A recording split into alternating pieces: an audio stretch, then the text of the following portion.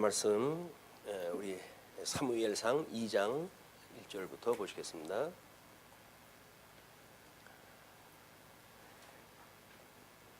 예, 2장 1절.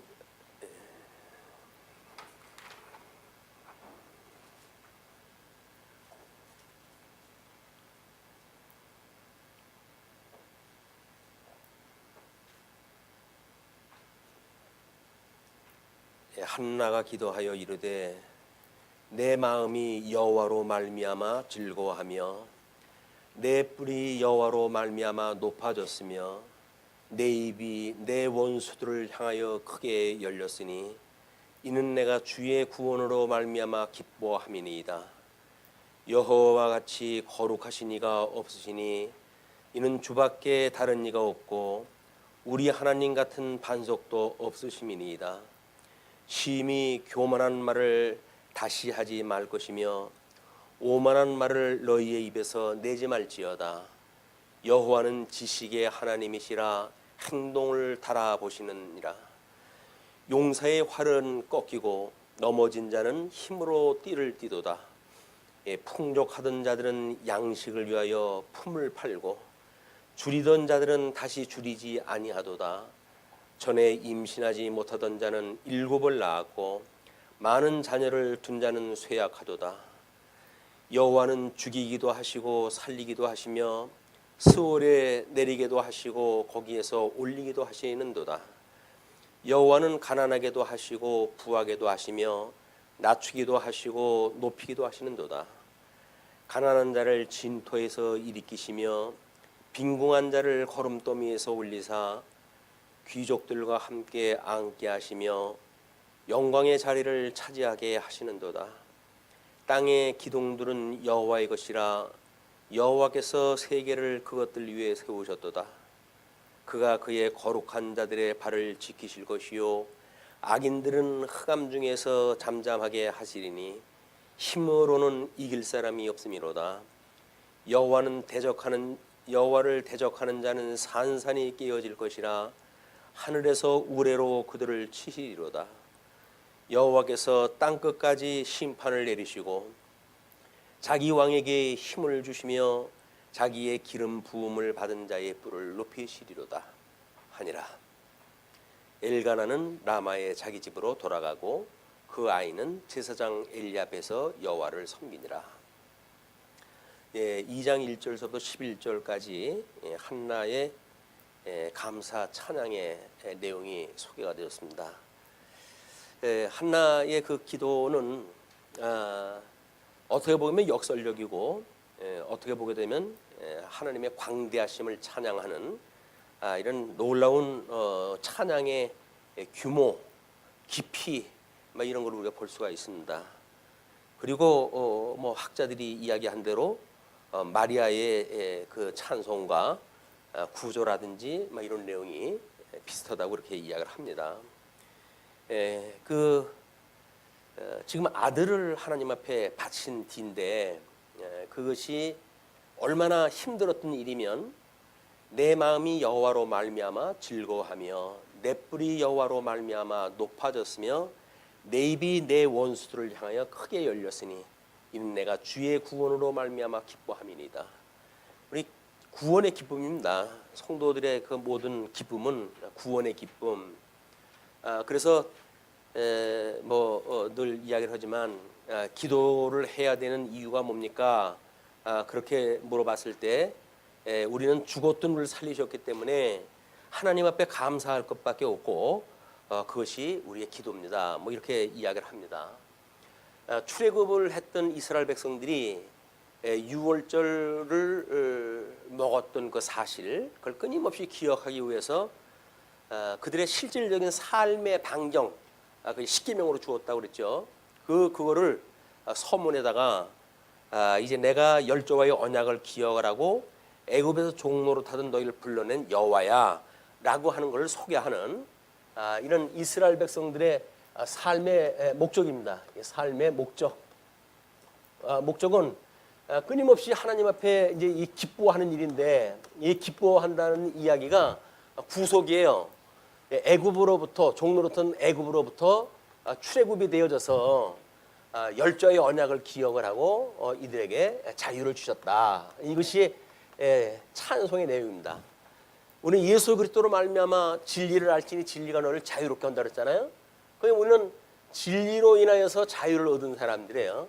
이 죄의 종, 이 죄의 종으로부터 출애굽이 되어져서 진정한 자유를 누리고 있다. 그래서 하나님께서 아담을 만드실 때 주었던 전 인격적 그런 믿음을 가지고 전인적인 믿음으로 회복해가는 이것이 자유를 입은 자들의 신앙 고백이에요. 우리가 얼마나 자유로운 것을 기뻐했으면 그걸로 인해서 우리가 뭐 쇠사슬을 끊고 그리고 하나님의 성호를 찬양하는 그런 그 반열에 우리가 동참했을까? 막 그런 내용은 끊임없이 죄로부터의 구원에 대한 이 찬송입니다. 구원에 대한 찬송. 그러니까 주기도에서 우리한테 또 기도하라는 내용도 여전히 우리가 우리에게 죄 진 자를 사해 준 것처럼 죄를 사해 주시고 우리를 시험에 들게 하지 마시고 그리고 악에서 구해 주세요. 구원의 이야기예요. 예, 우리 처음에 예수님을 만나게 됐을 때 우리가 이거를 세례라고 이렇게 이야기를 했죠. 세례도 구원에 대한 전반적인 거라고 한다면 우리 성화의 과정을 살아가면서 성도들이 해야 될 일도 여전히 사제에 대한 이야기, 시험에 들게 하지 말아달라고 하는 기도 이야기, 악에서 구원해달라고 하는 이야기예요.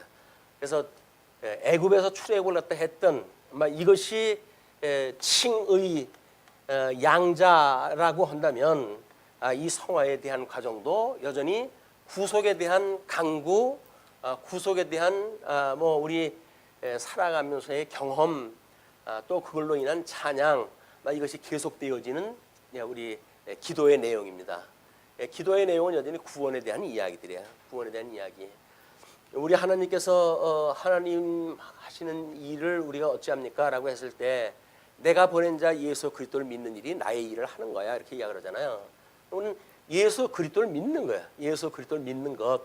그래서 하나님과 원수 되어졌던 우리들이 예수님과 화목을 이름으로 해가지고 이 한 몸이 되어져서 하나님을 영원토록 섬기게 되어지는 일이기 때문에 우리 예수 그리스도 이 진리 안에 거한다고 하는 것이 여기에 불만이 있으면 이건 해결할 방법이 없어요. 뭐 다른 거는 배가 고프면 밥을 얻어먹어서라도 우리가 고칠 수가 있지만 진리 안에서 기쁨을 누리는 사람들이 이게 진리가 멀어지기 시작을 하게 되면 그다음엔 뭐 가망이 없습니다. 회복할 길이 없어요. 모든 건 말씀이 우리한테 치료가 되어지고 말씀이 소망으로 인도하고 말씀으로 사랑의 수고를 갖다 할 수 있는 일이기 때문에 우리 어떻게 진리 안에서 함께 기뻐하는가라고 하는 사랑의 본질 문제를 놓친다는 이야기는 신앙생활의 빈 껍데기밖에 남지 않습니다. 신앙생활은 결국은 이 진리 안에서 우리가 기뻐하는 일이기 때문에 우리 믿는 것과 아는 것이 하나 되어진 성도가 어떻게 이 진리의 띠를 띠고 진리의 띠를 띈다는 이야기는 우리 뭐 이 성전에 대한 성막에 대한 거를 갖다가 전부 이 상하 띠를 띠는 이야기 아니? 하나로 만드는 일, 연합하게 만드는 일 이런 거 일이기 때문에 우리가 어떻게 주님의 몸된 교회에서 이 띠 띠는 거를 배우고 깨달아가는지 이게 중요한 일이다. 근데 뭐 그것이 아니라 그냥 요식적인 일이라고 한다면 구원이라고 하는 것이 사실 이게 실감이 안 나는 일이거든요. 그렇기 때문에 별로 기도할 것도 없어요. 기도 뭐 무엇을 먹을까 마실까를 기도하는 것 외에는 기도할 것이 없죠. 근데 우리는 이 구원의 은혜, 구속의 은혜를 깨닫게 되어지는 것만큼 기도할 것이 많고 그리고 우리 하나님 앞에 이런 성화의 그런 그 시간을 통해 가지고 견인해 주십사 하는 이런 그 기도가 끊임없이 우리들의 기도입니다.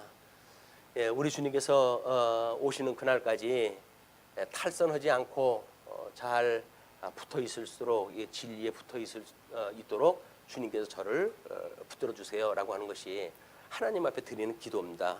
근데 이 한나의 기도를 보니까 여호와로 말미암아 즐거워하고 또 이 넷불도 여호와로 말미암아 높아졌다 그래요. 뭐 넷불이 높아졌다는 이야기는 체면치레하게 되는 거죠. 어줍잖은 그런 그 여인한테 맨날 업신여김을 당하다가 이제는 명실상부 아들을 낳아가지고 하나님께 드렸으니까 아들을 낳아가지고 자기 가족끼리 사는 사람이 그렇게 제사를 갖다 했는데 한나는 아들을 낳아가지고 하나님 앞에 드렸으니까 어떤 뭐 가정의 제사장을 가지고 있었던 사사기 초기 장면이라고 한다면 전 우주적인 제사장에 대한 일을 갖다 맡게 되어진 거 아닙니까? 스케일이 달라요. 스케일이. 우리가 예수를 믿는다는 이야기는 세상에서 이미 죽었고 예수 그리스도와 더불어 새 생명을 얻었다고 생각이 들기 때문에 영원한 생명이 우리들의 세계예요. 이게 영원한 세계관. 우리는 이 초월되어져 있는 영원한 세계관을 가지고 지금 잠시 살아가는 이런 그 과정의 시간을 어떻게 보낼 것인가. 그래서 끊임없이 영혼을 누릴 수 있는 방법은 이걸 은혜로 영혼이 은혜를 내려가지고 성하에 있다고 하는 것이 확인되어질 때 우리는 어느 곳에 언제 어떠한 상태에 있든지 간에 영원하신 하나님의 위로를 받을 수 있는 거다. 뭐 우리 예수 믿는다는 이야기는 그런 입장에서 보게 되면 편한 거예요. 그냥 예수만 믿으면 되니까. 근데 문제는 예수를 믿는 것이 주님께서는 쉬운 일이라고 그랬는데 인간적으로 믿으려고 그러는데 얼마나 힘든지 몰라요. 그러니까 우리가 신앙생활이 어렵고 그런 겁니다. 예수님은 수고하고 무거운 짐진 자들아 다 내게로 오라. 내가 너를 쉬게 하리라고 그랬으니까 주님 앞에 가면 쉬워지는 거거든요. 주님 앞에 가면 명예가 가벼운 멍에를 매는 거거든요. 우리는 자꾸 떨어져 있어가지고 뭔가 내가 해야 되겠다 이렇게 짐을 갖다 우선 쥐게 되어지고 그다음에 교회 나오는 것도 부담되고 할 수만 있으면 뭐 빠지는 게 좀 괜찮을 것 같은데 좀 이 시간 좀 쉬었으면 좋겠다. 일주일 내내 내가 얼마나 큰 그 중노동을 했다 했는데 교회에서 내 마음도 몰라주고 좀 쉬겠다 그러는데 그것도 못 봐줍니까? 그런 이야기를 하실 수 있겠으나 그러나 말씀을 듣는 게 이게 쉬는 거예요. 이 말씀이 이 안식에 우리 참여한다는 이야기는 쉰다는 이야기거든요.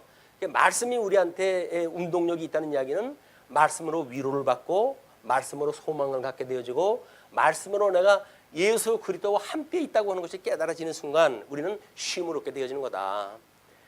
교회 일은 결코 일이 아니라 하나님 앞에 이거를 그래서 우리 웨스트민스터 신앙고백의 교회 생활을 보게 되면 안식일과 주일에 대한 그 관계를 설명하다 했어요.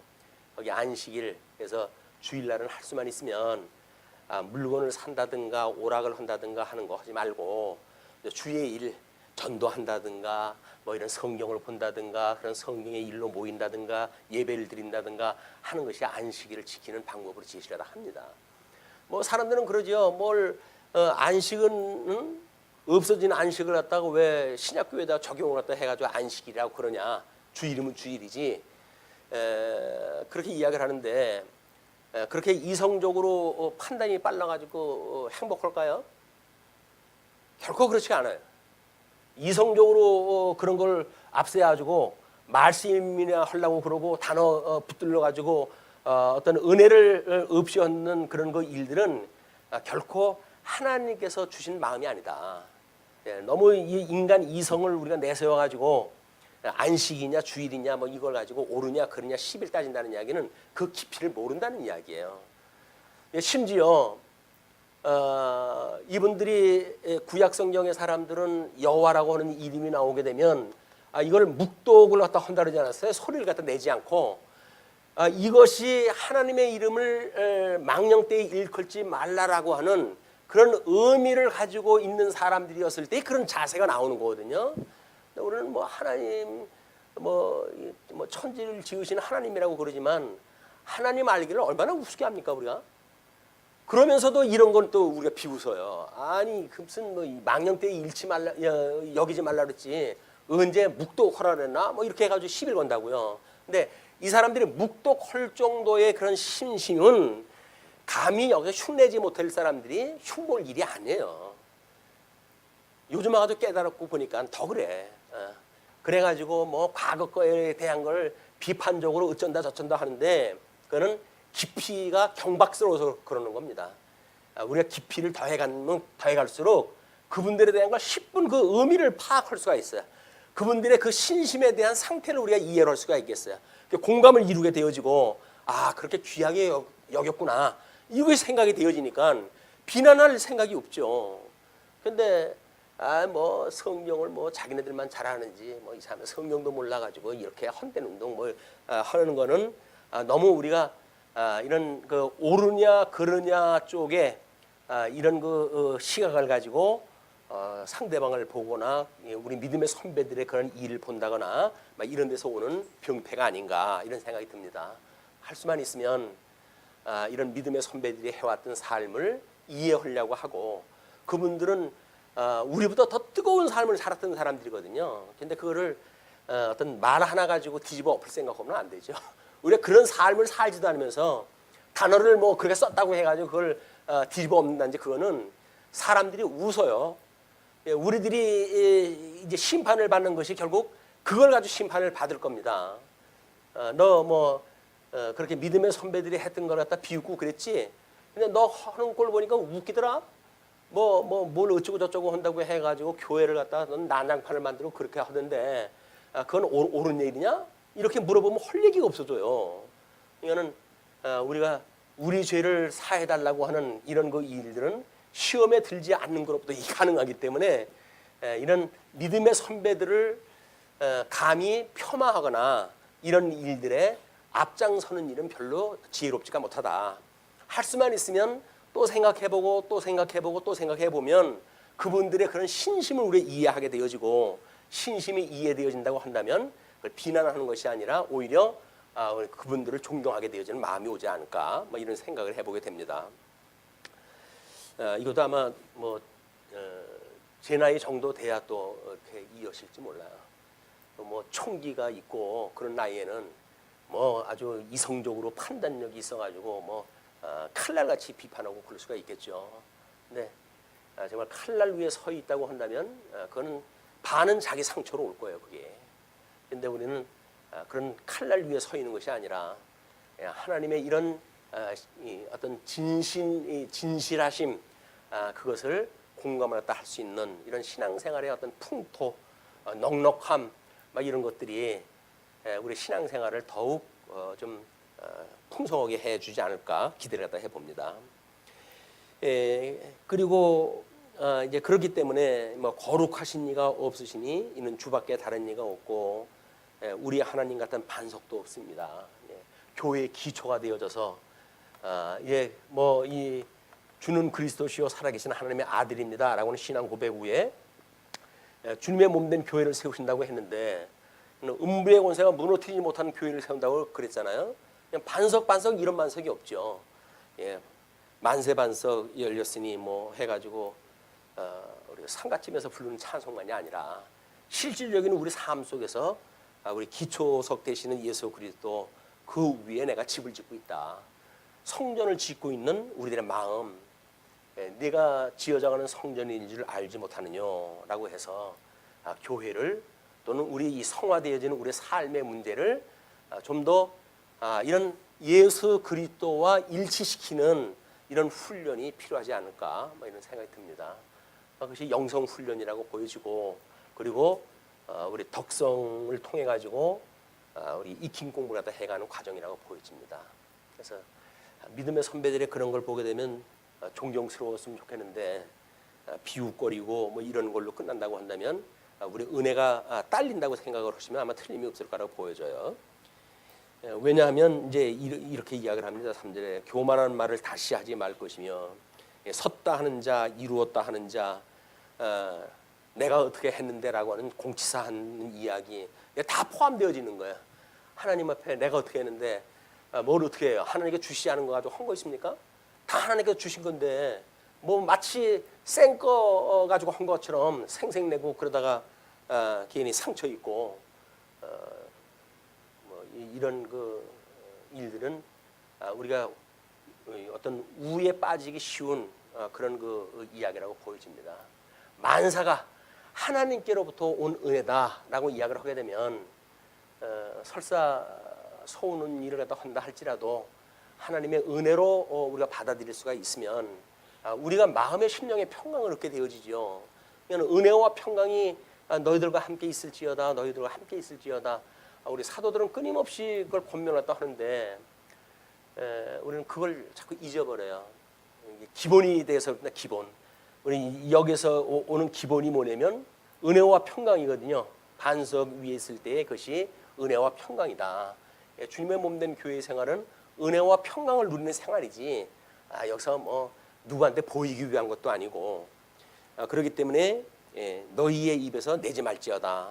여호와는 지식의 하나님이시라 행동을 달아보시니라. 이건 우리 성도들의 덕성 문제, 뭐 이거를 경건의 이제 연습으로 해가지고 우리가 이제 이 갈고 닦아야 될 문제들인데, 뭐 우리 그 데살로니가서에서는 분명히 이야기를 하죠. 지혜의 하나님께서 우리에게 덕을 주사, 그래서 건덕케 하셨다라고 하는 건덕의 이야기를 하고, 이 건덕의 위에 뭐 지식을 더하고 지식에 절제를 더하고 절제 위에 인내를 더하고 하는 그런 그 과정을 통해 가지고 사랑이라는 게 나오거든요. 우리는 사랑을 쉽게 여기잖아요. 근데 사랑은 이 덕성 문제의 최고 결과가 이게 사랑입니다. 형제 우애의 사랑을 더하라라고 이야기되어 있기 때문에 성경에서 말하는 이 사랑이라고 하는 그 이야기는 극치예요. 그다음에 이거는 계명의 완성입니다. 너희들이 형제를 사랑하게 되면 율법을 이루었느니라라고 이야기하는 것처럼 우리의 사랑이라고 하는 것은 덕성의 제일 끝부분이기 때문에 너무 남발하는 것도 그래요. 청춘 남녀가 사랑하고 그러는 것도 하나님의 사랑에다 너무 비대면 하나님이 우리를 향하시는 사랑이 너무 가볍게 보이는 것 아닌가.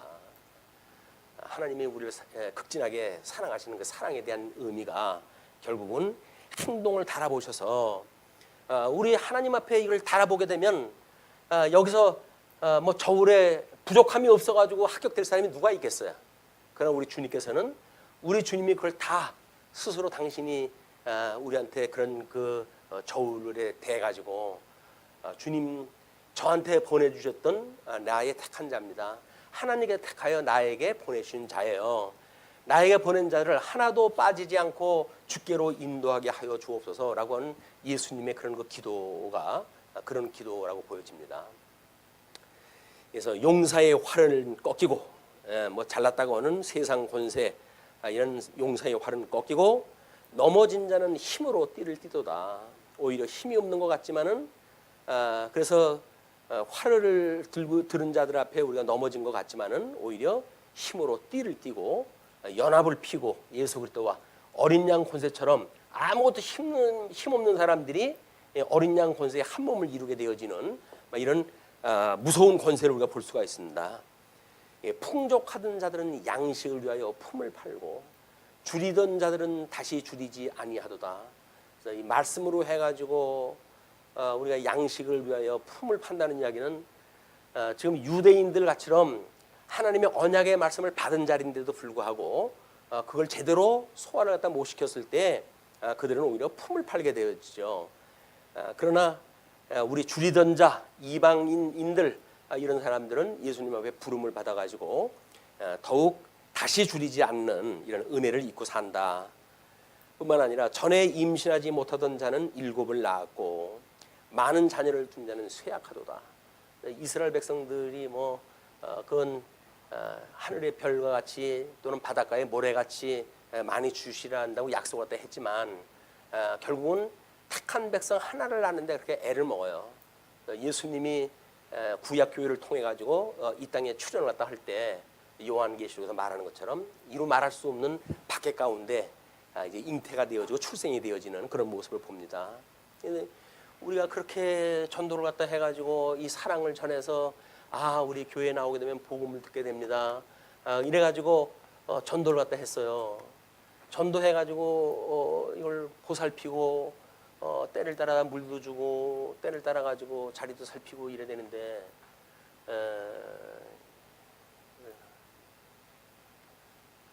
애지중지해야 됩니다. 애지중지. 우리가 전도해가지고 우리 교회에 발을 들이는 사람은 애지중지해야 돼. 애지중지. 왜? 우리가 이걸 귀하게 여기는 거 아니에요? 귀하게 여긴 걸 같이 함께 우리가 참여되어진 자인데 귀하게 여겨야 된다. 아무리 마음에 안 들어도 내 마음에 안 드는 거지. 주님 마음에 안 드는 게 아니잖아요. 주님이 대장이라고 없는 주님 그런 심사를 따라서 해야지. 내 심사에 따라가지고 할 수는 없는 거 아니에요, 이게. 우리가 철저하게 우리 주 예수 그리스도 이분의 의도를 따라가지고 우리 주변의 성도들을 살필 수 있는 이런 지혜가 있었으면 좋겠습니다. 여호와는 죽이기도 하시고 살리기도 하시고, 이것이 생사화복을 주장하시는 분이라고 이렇게 이야기를 했어요. 생사화복이 죽이기도 하시고 살리기도 하시고 스월에 내리기도 하시고 거기서 올리기도 하신다. 이는 우리 이 존재 문제와 가치 문제라고 이렇게 이야기를 했고, 이것이 창조 사역이라고 한다면 이건 섭리 사역이거든요. 그래서 우리 음부에 있던 자를 건져내 가지고 하나님의 나라에 참여하게도 하시고, 아니면 유대인들 같은 자들을 불렀던 자들인데도 불구하고 그들을 버려서 오히려 예수님 앞에 오지도 못하게 하시는 역사를 하나님께서 하신다.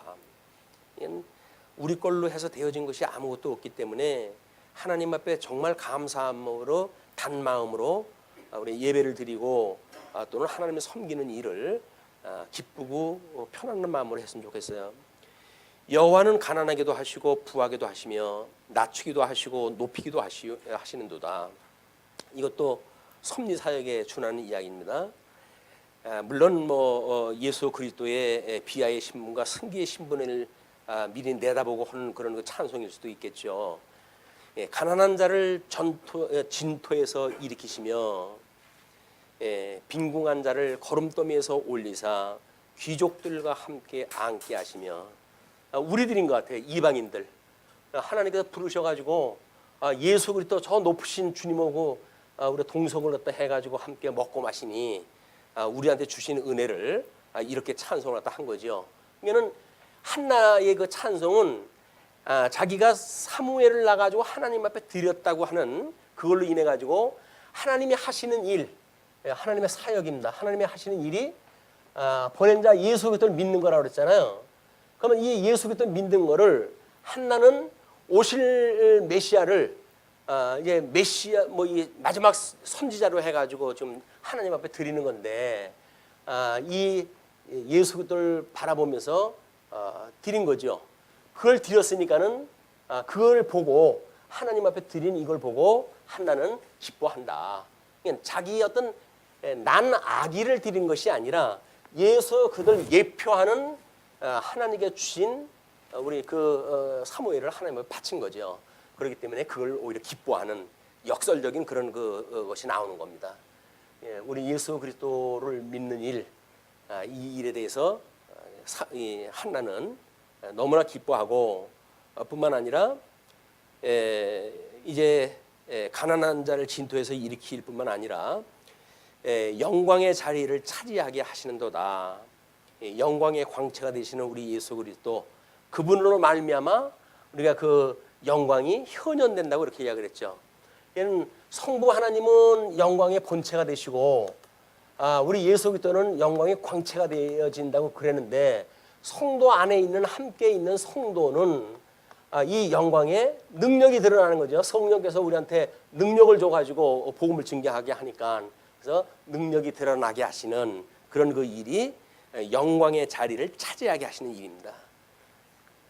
어떻게 하나님께서 지은 인간 피조물에게 하나님의 그 놀라운 영광의 자리를 차지할 수 있게 하시는지, 이것이 우리들의 기쁨이고 찬양의 내용이고, 땅의 기둥들은 여호와의 것이라 여호와께서 세계를 그것들 위에 세우셨도다. 그래서 땅의 기초를 놓을 때로부터, 하나님 천지 창조를 할 때로부터 이미 이렇게 하나님께서 만사를 섭리해 가시는 걸 계획을 세웠고, 그가 그의 거룩한 자들의 발을 지키실 것이요 악인들을 흑암 중에서 잠잠하게 하시리니 힘으로는 이길 사람이 없음이로다.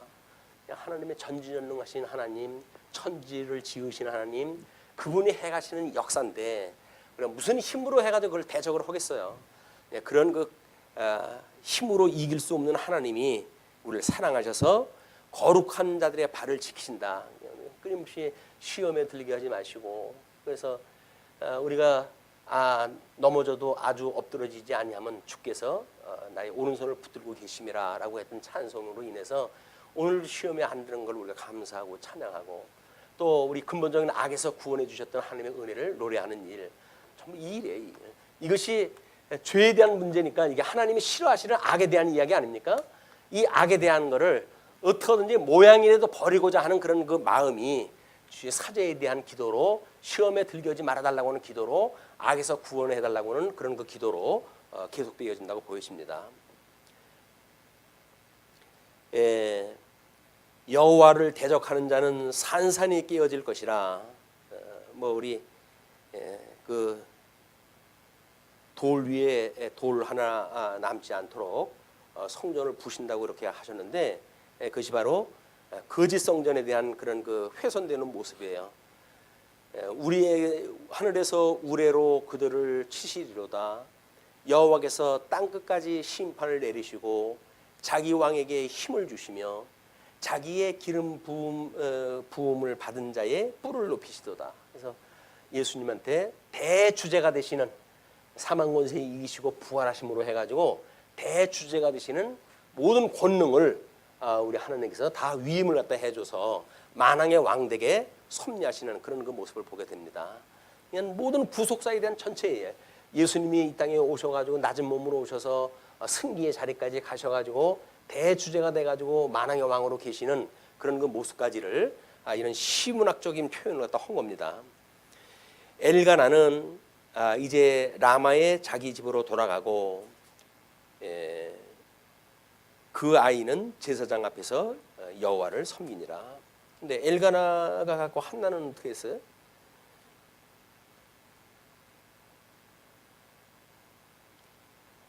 그 한나는 기도하는 내용만 나와져 있고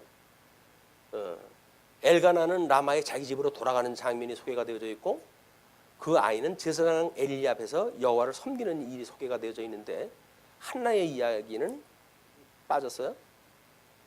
부부니까 뭐 부부 일심동체인데 남편 이야기했으면 아내까지 있는 거지 뭐 그랬나요?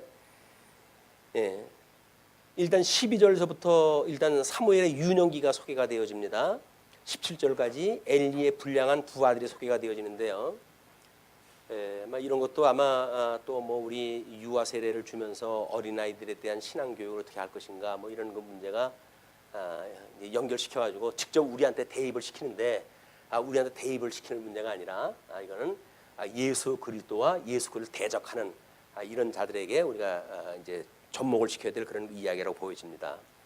엘리의 아들들은 행실이 나빠 여호와를 알지 못하더라. 뭐 우리가 뒤집어서 이야기할 수 있죠. 여호와를 알지 못하기 때문에 행실이 나쁜 거고 본질적으로는 그렇죠. 근데 행실이 나쁘다고 하는 그 이야기는 이것이 경건의 훈련으로 되어지는 일인데 이것이 안 되어졌다는 이야기는 어려서부터 신앙교육이 안 됐다고 하는 것을 강조하기 위해서 행실 나쁜 걸 앞에다가 내놓은 것 같습니다. 여호와를 알지 못하더라. 그 제사장들이 백성에게 행하는 관습은 이제 그 아들이 두 명이 다 제사장인데 그러니까 제사장들이 백성에게 행하는 관습을 소개합니다. 이러하니 곧 어떤 사람이 제사를 드리고 그 고기를 삶을 때에 제사장의 사환이 손에 3살 갈고리를 가지고 와서 그것으로 냄비나 소대나 큰 소대나 가마에 찔러 놓고 갈고리에 걸려 나오는 것은 제사장이 자기 것으로 가지되 실로에서 그곳에 온 모든 이스라엘 사람에게 이같이 할 뿐 아니라 하나님을 우습게 여기는 거예요. 한마디로 하나님을 알지 못하니까 알지 못하기 때문에 이렇게 망령된 일이 나올 수밖에 없는 건데 결국은 하나님 앞에 드리는 제물에 자기네들이 먼저 갈고리를 꼽아가지고 그 입에다가 집어넣는 이런 그 모습을 봅니다. 그래서 뭐 예수님께서도 지적을 했다 했지만 그들이 나를 따른 까닭은 먹고 배부른 까닭이라 이렇게 이야기를 하잖아요. 이거는 입에 들어가는 것 때문에 신앙생활을 한다는 이야기는 정말 우리의 입에 풀칠하기 일이기 때문에 하나님 앞에 우리 삶의 방향을 어떻게 해야 될 것인지 이것도 잘 한번 생각해 볼 문제라고 보여집니다. 그러면서 냄비에 기름을 태우기 전에도 제사장의 사환이 와서 제사 드리는 사람에게 이르기를 제사장에게 구워드릴 고기를 내라. 그가 내게 삶은 고기를 원하지 아니하고 날 것을 원하신다 하다가 골라 먹는 거예요. 이제 골라 먹는 거. 날 것은 지 취향에 맞게끔 요리해 먹겠다는 이야기 아니에요? 삶은 거는 이미 빼가지고 현장에서 먹고 이제 가까운 시일에 먹고, 그다음에 생고기는 저장을 해가지고 지 취향에 맞춰가지고 구워 먹든지 뭐 어떻게 이제 하겠죠. 예, 그러니까 그 사람이 이르기를 반드시 먼저 기름을 태운 후에 내 마음에 원하는 대로 가지라 하면 그가 말하기를 아니라 지금 내게 내라. 그렇지 아니하면 내가 억지로 빼앗으리라 하였으니. 그래서 강제로 힘을 동원했다 해가지고 제사장이라고 하는 그 직책이요, 직책. 그 직책을 이용했다 해가지고 하나님과 화목제를 드리는 이런 그 성도들을 핍박을 했다 하는 이런 그 모습을 보게 됩니다. 현재 뭐 한국 교회 모습도 크게 다르지 않다고 보여져요. 우리가 과연 예수 그리스도를 믿고 정말 쉬운 멍에를 메고 그들이 하나님만을 경외하는 삶으로 인도하는 데에 우리가 이제 포커스를 맞추느냐, 아니면 새를 불리고 털을 넓히고 뭐 이렇게 하기 위해 가지고 들들 볶냐라고 하는 것이 의미가 다른 거예요. 그래서 사람들은 고민합니다. 하나님의 말씀만 소개가 되면 말씀이 운동력이 있어 가지고 우리로 하여금 뭐 의로 교육하기에 합당하다고 그러는데 변하질 않아요. 그 뭐 잘못되어진 게 아닙니까? 이렇게 이야기하는데 저는 그렇지 않다고 보여집니다. 하나님의 말씀을 먹으면 우리가 밥을 먹으면 아까 뭐 체중 문제가 나왔더니 밥 많이 먹으라고 그렇게 이야기하더라고요. 밥 많이 먹으면 체중 늘어나죠. 그런데 먹지 않고 어떻게 늘어나겠어요? 하나님 말씀도 일용할 양식으로 삼아야 거기서 운동력이 만들어져 가지고 어떤 선행이 나올 수가 있는 거지. 그건 말씀은 말씀대로 돌아가고 삶은 삶대로 이원화가 되어져 있는 이런 신앙생활은 다 도달할 수가 없어요. 그러니까 우리가 생명의 양식을 먹는가가 중요한 겁니다. 하나님의 말씀을 듣고 했을 때, 그래서 일용할 양식을 주시었고, 이렇게 일용할 양식. 주기도만 우리가 온전히 마음을 먹고 하게 되면 우리들이 필요하고 구해야 될 기도의 내용들은 다 들어가 있다니까요. 거기다가 뭐 어떤 사건 또는 상황 이런 것들만 연결을 짓게 되면 기도 안 되는 기도가 없어요. 근데 그런 기도의 틀을 벗어버리고는 자꾸 뭘 달라고 이렇게 기도만 하니까 하나님 앞에 상달되는 기도가 아닌 거예요. 자꾸 우리 하나님 앞에 이렇게 모델로 해가지고 그 주기도라고 하는 좋은 그 본을 보여주셨는데 그걸 우리가 실질적인 기도 생활에 우리가 적용하는 일이 상당히 중요하다. 그래서 웨스트민스터 신앙고백에는 주기도에 대한 걸 그렇게 설명을 친절하게 전부 해가요. 하늘에 계신 우리 아버지라고 하는 뜻은 뭐냐 이렇게 쭉 설명을 다 해갑니다. 또 뭐 우리 성경책이나 우리 찬송가에 왜 그 주기도문이 붙박이로 해가지고 소개가 됐겠어요. 그게 전부 웨스트민스터 신앙고백에 나오는 일들이에요. 사도신경, 뭐 하이델베르크에서 이제 사도신경 뭐 이런 거 나오는 것도 전부 신앙고백을 했던 것들이거든요. 그러니까 매우 이건 중요한 거다. 그래서 그걸 준 건데, 자 기도를 갖다 하는데 주기도로부터 어떤 크기로부터 또는 생김새로부터 뭐 무게감으로부터 성질로부터 모든 걸 다른 기도가 되어진다고 한다면 그 기도는 이미 오염된 겁니다. 기도의 원형은 주기도로부터 우리가 기도는 이런 거야라고 하는 어떤 공감을 느끼는 기도가 돼야 돼요. 근데 그것이 아니라 뭐 그냥 주여 삼창 부르고 그래놓고 뭐 와글와글 하면서 자기 필요한 거 자꾸 달라고 하는 그 이야기는 주님이 가르쳐준 기도 원형하고 전혀 상관이 없어요. 그러니까 우리는 그 기도를 주님께서 가르쳐준 기도를 거기서 우리가 폼을 배우고 그리고 거기에 적응력을 이제 훈련을 갖다 하고 그래서 막 이런 주님이 원하는 기도를 갖다 하는 것이 기도다. 근데 세상이 하도 신비주의 뭐 이런 사람들이 엉뚱한 기도를 갖다 해야 되고 그러기 때문에 그렇게 하면 뭐가 지금 이게 느낌이 오는 것 같잖아요.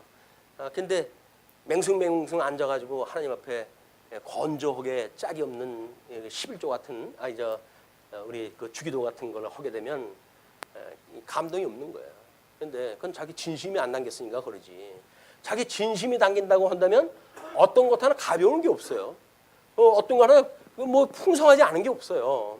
이런 기도를 우리가 좀 생활화하는 것이 좋겠다.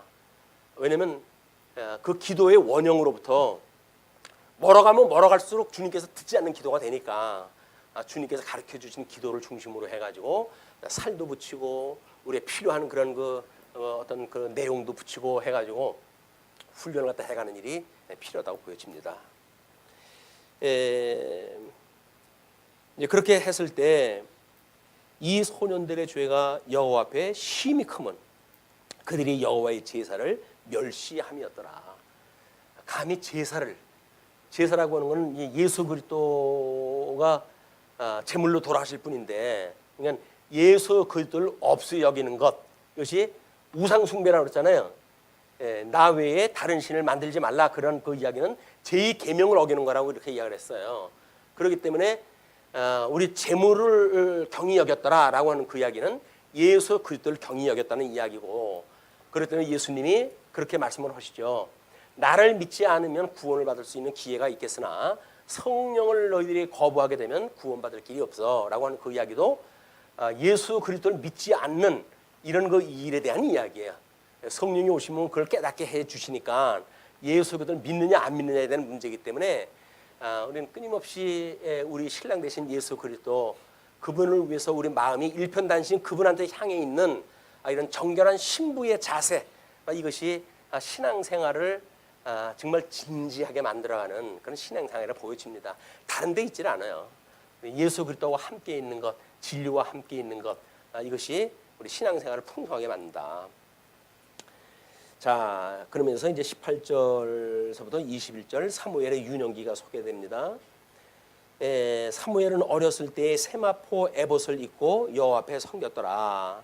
그의 어머니가 매년 드리는 제사를 드리러 그의 남편과 함께 올라갈 때마다 작은 겉옷을 지어다가 그에게 주었더니 엘리가 엘가나와 그의 아내에게 축복하여 이르되 여호와께서 이 여인으로 말미암아 내게 다른 후사를 주사 이가 여호와께 간구하여 얻어바친 아들을 대신하게 하시기를 원하노라 하였더니 그들이 자기 집으로 돌아가매 여호와께서 한나를 돌보시사 그로 하여금 임신하여 세 아들과 두 딸을 낳게 하셨고 아이 사무엘은 여호와 앞에서 자라니라. 한나는 그런 욕심이 없었어요.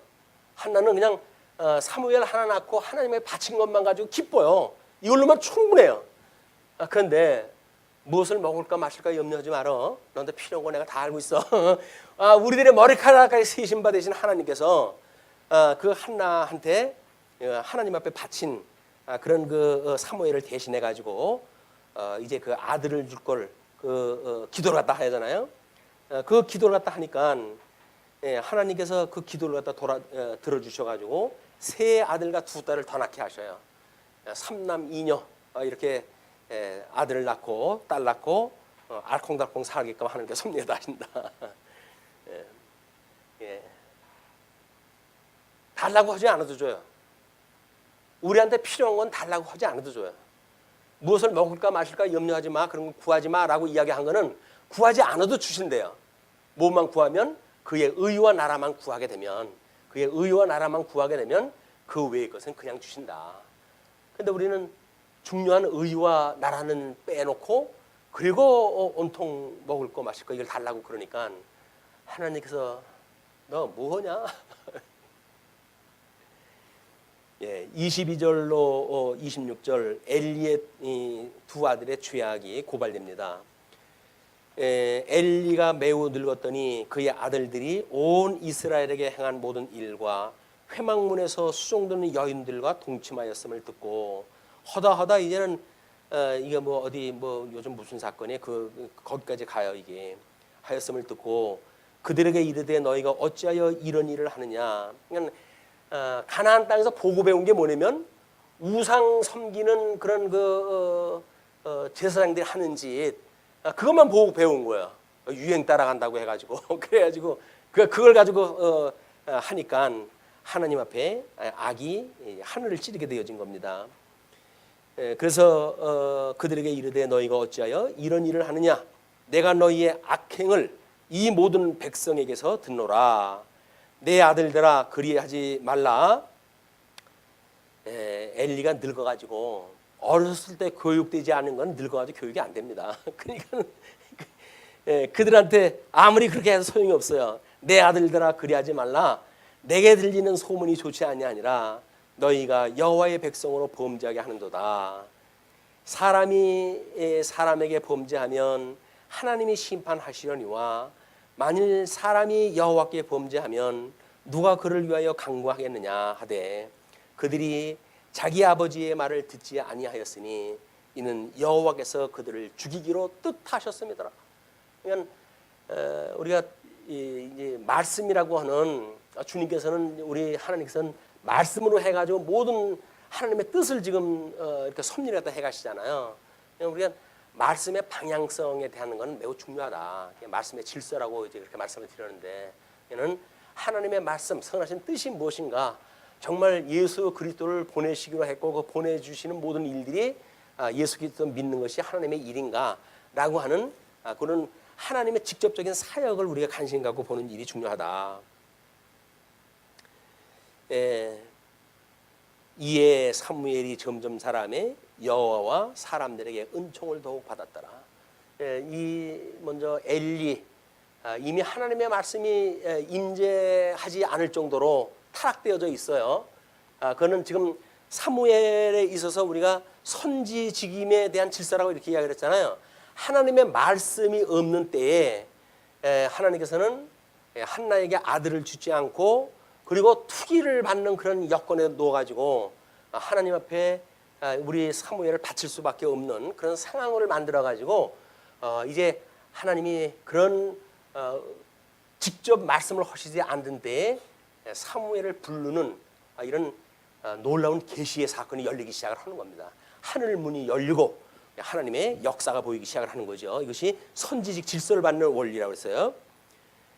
하나님의 사람이 엘리에게 와서 그에게 이르되 여호와의 말씀에 너희 조상의 집이 애굽에서 바로의 집에 속하였을 때에 내가 그들에게 나타내지 아니하였느냐? 이스라엘 모든 지파 중에서 내가 그를 택하여 내 제사장으로 삼아 그가 내 제단에 올라 분향하며 내 앞에서 에봇을 입게 하지 아니하였느냐? 이스라엘 자손이 드리는 모든 화제를 내가 내 조상의 집에 주지 아니하였느냐? 너희는 어찌하여 내가 내 처소에서 명령한 내 제물과 예물을 밟으며 내 아들들을 나보다 더 중히 여겨 내 백성 이스라엘이 드리는 가장 좋은 것으로 너희들을 살찌게 하느냐? 그러므로 이스라엘의 하나님 나 여호와가 말하노라. 내가 전에 내 집과 내 조상의 집이 내 앞에 영원히 행하리라 하였으나 이제 나 여호와가 말하노니 결단코 그렇게 하지 아니하리라. 나를 존중히 여기는 자를 내가 존중히 여기고 나를 멸시하는 자를 내가 경멸하리라. 결국은 하나님께서 열조에게 언약하셨던 것 이거를 물론 레위 지파를 통해 가지고 제사장이 계속 되지요. 그러나 엘리라고 하는 제사장은 나왔고 지금 이 사무엘은 엘리 지파가 아니에요. 그래서 에브라임 지파의 그 사람이지만 그에게 선지직을 수행하게끔 줘가지고 이 엘리 가문에서 만들었던 제사장직을 폐해버리시는 이런 결단을 하나님께서 이제 하시는 겁니다. 그러면서 보라, 내가 내 팔과 내 조상의 집 팔을 끊어 내 집의 노인이 하나도 없게 하는 날이 이를지라. 제일 저주가 큰 저주가 그거예요.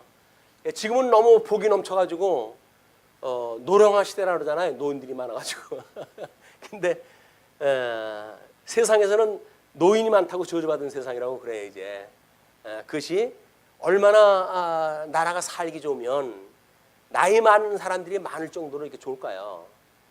전쟁이 나게 되면 다 없어졌을 사람들이었었는데 그동안 그래 전쟁도 멈추게 하시고 우리한테 먹거리도 많이 주시고 해가지고 백발이 많아졌지만 세상 사람들은 그걸 저주라고 한다. 하나님께서 백발로 좋은 그런 형편을 주셨음에도 불구하고 인간들은 그거를 저주라고 읽는 거예요. 하나님께 주신 복과 인간이 생각하는 저주와 아주 재미난 상관관계를 볼 수가 있습니다. 내 제단에서 내가 끊어버리지 아니할 네 사람이 내 눈을 쇠잔하게 하고 내 마음을 슬프게 할 것이요 내 집에서 출산되는 모든 자가 젊어서 죽으리라. 내 두 아들 홈리와 비느하스가 한날에 죽으리니 그 둘이 당할 그 일이 내게 표징이 되리라. 표적이에요. 그 표적은 뭐 신약교회에 와가지고 뭐 죽었던 사람이 일어나고 그런 아주 엄청난 것만 표적이 아니라 전쟁에 나와 두 명이 한꺼번에 죽을 때 그 표적으로 주시겠다는 이야기입니다. 그러면서 내가 나를 위하여 충실한 제사장을 일으키리니 그 사람은 내 마음 내 뜻대로 행할 것이라. 내가 그를 위하여 견고한 집을 세우리니 그가 나의 기름 부음을 받은 자 앞에서 영구히 행하리라. 그래서 사무엘은 이제 마지막 사사라고 그랬잖아요. 이 사사는 삼직을 가지고 있는 사람이라고 이렇게 이야기를 했어요.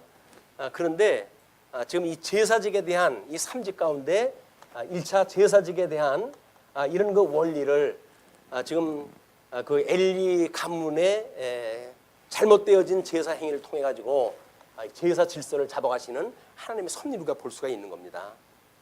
우리가 교회를 세울 때도요, 우리 사도행전을 보게 되면 제일 먼저 누구를 세우지요? 사도들이 집사를 먼저 세우죠. 집사를 갖다 먼저 세워요. 그리고 그 다음에 뭐 이제 장로들도 있을 테고 또는 거기에 뭐 사역자 필요한 목사도 있겠지만 제일 중요한 것이 집사를 먼저 세워가지고 이렇게 일을 갖다 해가시는 사도행전에 나오는 그런 그 섭리를 볼 수가 있습니다. 물론 그 사도도 삼직을 다 가지고 있는 분이라고 그렇게 이야기를 했어요.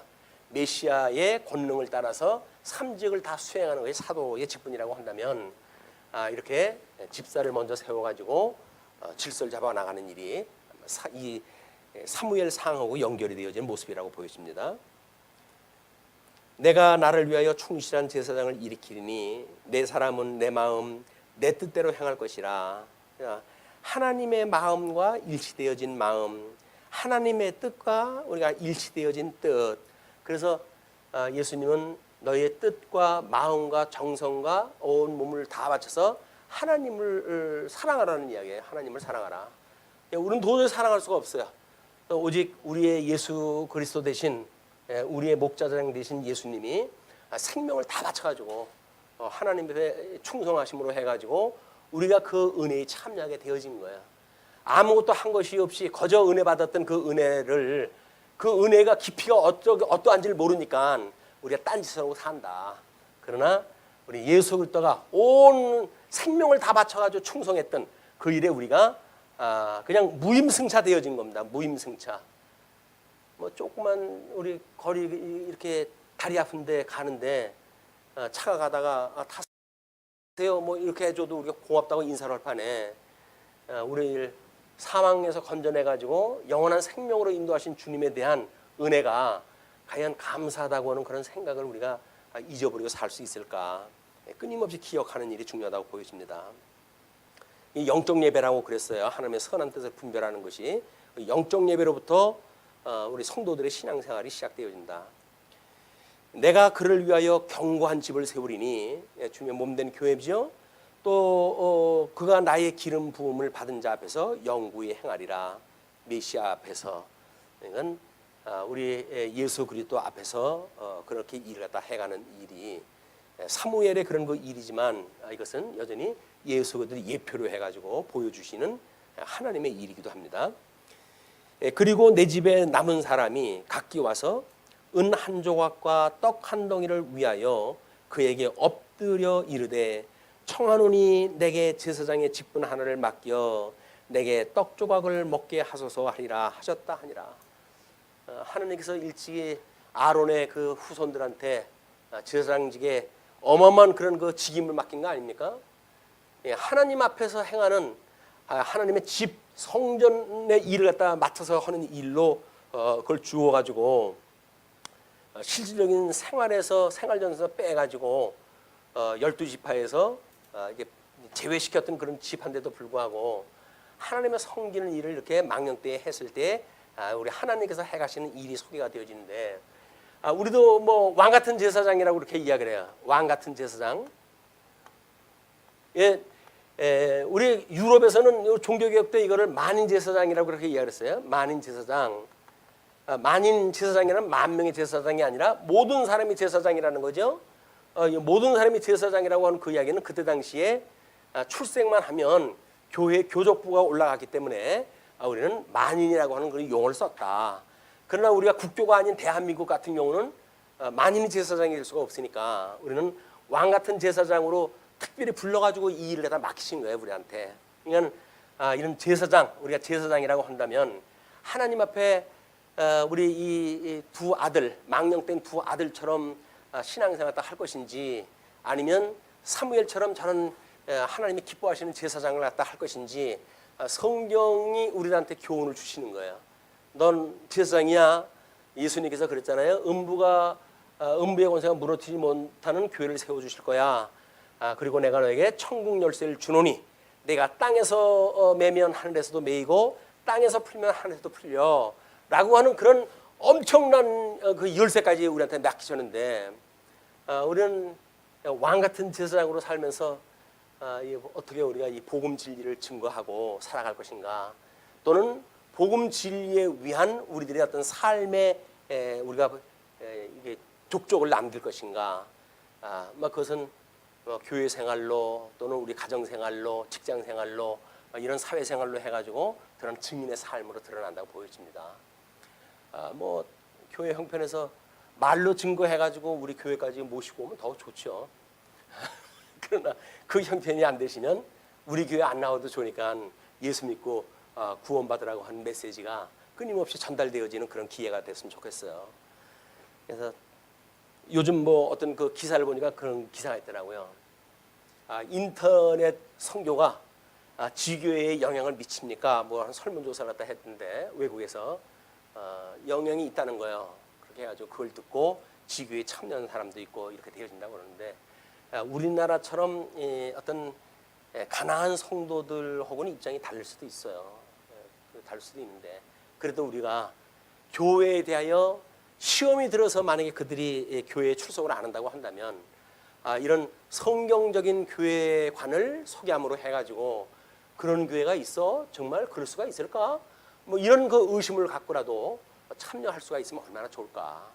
그래서 우리는 뭐 새로운 사람들 전도하는 것도 중요하지만 가난한 성도들한테 너 뭐 때문에 시험 받았니? 왜 교회 안 나오니? 교회가 이렇더라 라고 했을 때, 그래 우리 교회에서는 이렇게 가르치던데 우리 교회 한번 나와보지 않겠어? 뭐 이런 소개되어지는 자랑스러운 교회가 됐으면 좋겠어요. 그 뭐 기권에 나왔더니 아유 그나물에 그거 아이고 이렇게 해가지고 한 번 보고 쌩 하고 가버리는 게 아니라 그래도 뭐 다르게 보이는데 뭐 말씀하고 뭐가 좀 일치되어지는 것 같은데 라고 하는 마음이 들어가지고 잠시 복음을 들을 수 있는 그래도 시간을 주는 것이 우리들의 도리가 아닌가. 오자마자 아이고 꼴세 보니까 틀렸다 그냥 가버리는 그런 교회가 아니라 정말 이 교회는 이런 하나님의 말씀이 운동력을 하는 교회이구나 라고 하는 것을 우리도 감지가 되어지고 또 그걸 보는 사람도 공감이 되어지는, 말씀이 진짜 역사하는 교회, 운동하는 교회, 이런 교회를 고대하면서 교회 조직이 이루어지게 되면 어떻게 되는지, 성도들이 뭐 어느 정도 돼야 뭐 장로를 세울 거 아닙니까? 우리 지금은 25인 이상이라고 그러지만 30명 수준이 돼야 그래도 장로를 세워가지고 뭔가 조직교회를 만들고 그래도 이렇게 교회가 권징하는 교회로서의 어미를 가지고 되어지는데 뭐 한 사람 나갈까봐 아쉬워가지고 전전긍긍하니까 잘못해도 책망도 못해 이제 제발 그냥 있어만 다오. 건강한 교회는 책망이 돼야 됩니다. 그래서 이걸 지금 장로가 있으면 장로가 해야 되죠. 그것이 없기 때문에 목사가 조금은 좀 뾰족한 이야기를 할 때가 있어요. 왜냐하면 말씀으로 책망이 안 된다고 한다면 장로가 10명의 권면에도 소용이 없습니다. 말씀을 듣고 우리가 책망으로 오게 됐을 때 깨달음이고, 그 깨달음이 우리한테 새로운 길을 열어주는 길이기 때문에 목사가 강론을 통해 가지고 조금 뾰족한 이야기가 나온다 할지라도 저건 책망의 이야기로구나 이렇게 공감을 갖다 할 수 있는 기회가 됐으면 좋겠다. 미워하지 마시고요. 예, 기도하시죠.